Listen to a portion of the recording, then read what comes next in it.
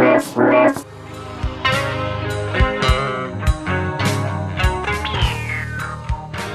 everybody, this is John from DroidDog.com, and I know that there are plenty of Garminfone unboxing videos out there, but I figure that this is a good opportunity for me to let you know that I have one and that I'm taking questions and requests on the phone for me to respond to later in videos.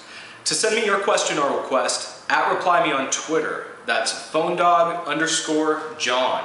And be sure to include the hashtag Garminfone so I know which device you're talking about.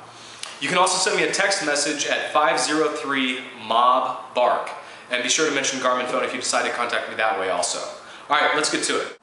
So of course what people are talking about with this phone is that it ships with Android version 1.6, and is it really worth spending $450 outright on a device that's carrying such an old operating system?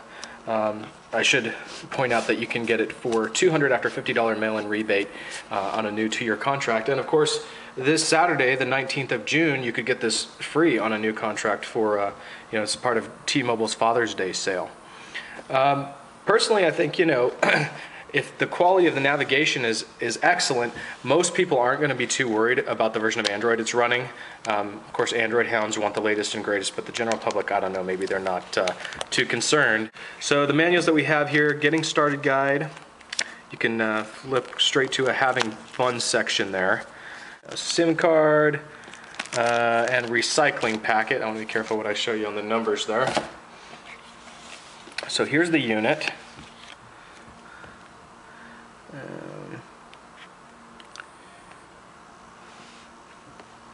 Okay, maybe it feels like maybe the battery's not even in there.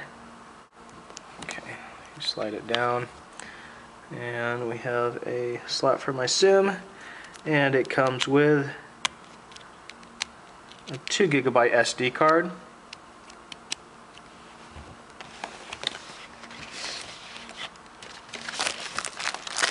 And I do want to get this thing booting while we go through the other contents here, so go ahead and grab the battery,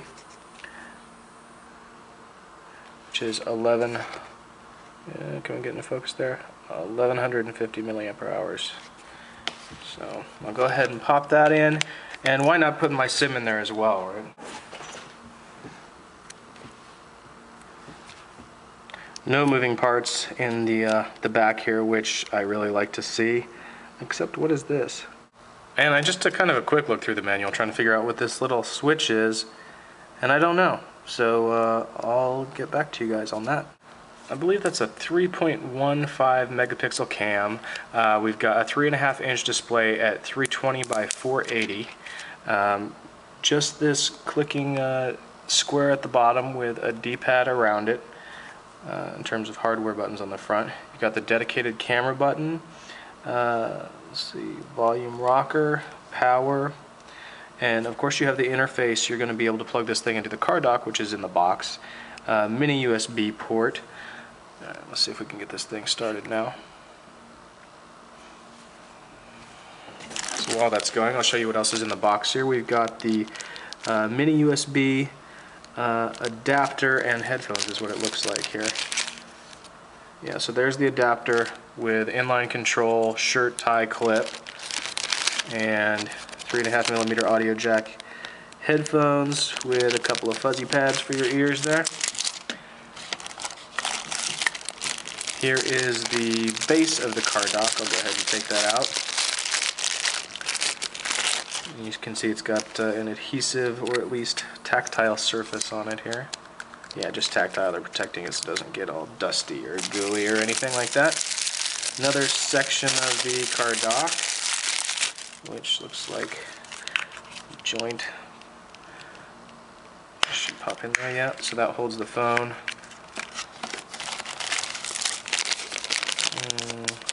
Standard USB to mini USB cable.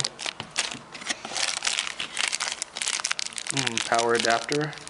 Little slide-in plug adapter.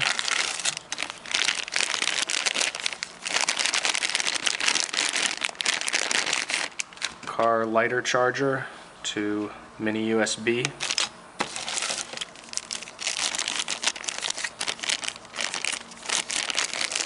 And the wart section of the plug. I'll take out the adapter here.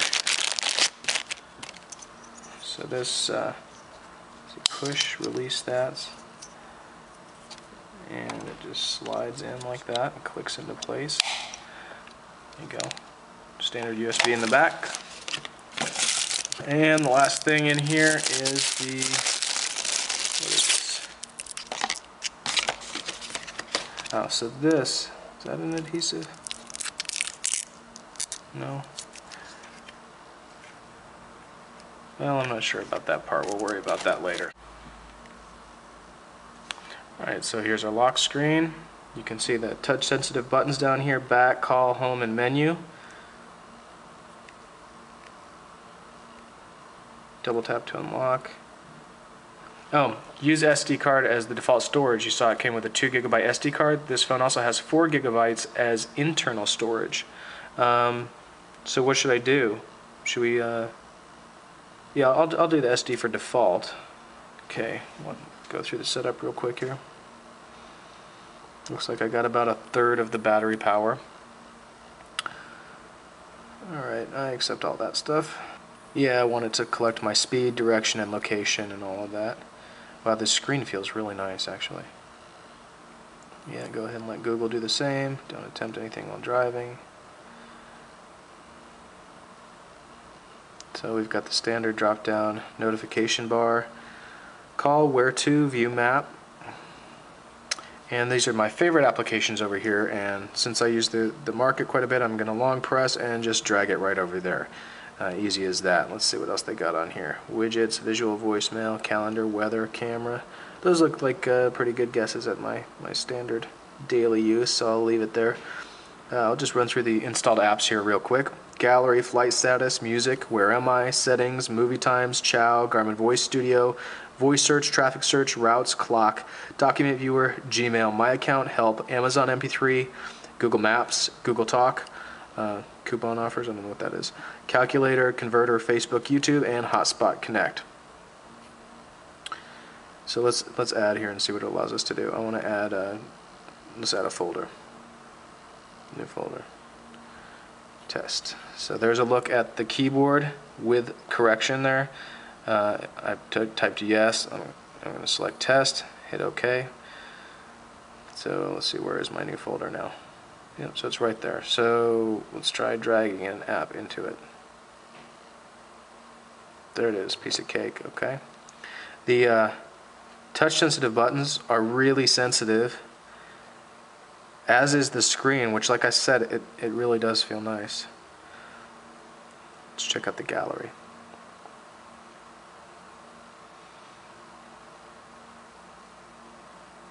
Just a quick run through, folks. I'm just as curious about this as you are. I've intentionally avoided videos that show the phone, or I should say that show any opinion, because I want to see how I experience it and what I think of it, and hopefully not be influenced by anything I've heard.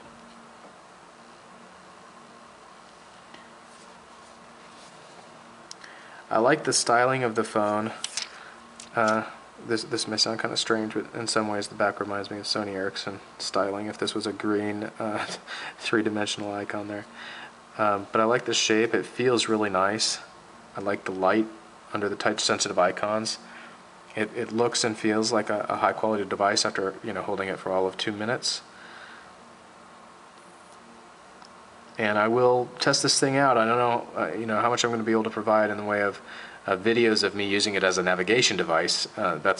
Can be kind of difficult to set up, but I'll do what I can to take pictures and maybe shoot some video and let you know what I think of it. One of the primary reasons I was interested in this phone is after driving across the country with Google Maps and having no problems with their navigation. Arriving in my new hometown, Charlotte, North Carolina, I discovered that Google Maps and navigation are an absolute mess. I've gone to businesses that don't exist. I've been led off of the highway to travel a mile, make a U-turn, and get back on the same highway when there was no obstruction, no reason that the GPS shouldn't be able to pick up where I am. So, frankly, I have this phone because I want to try something different and see if if Garmin can provide a better guide around Charlotte than Google can. So I'll get back to you with my thoughts. Until then, send me all of your questions and requests. Thanks.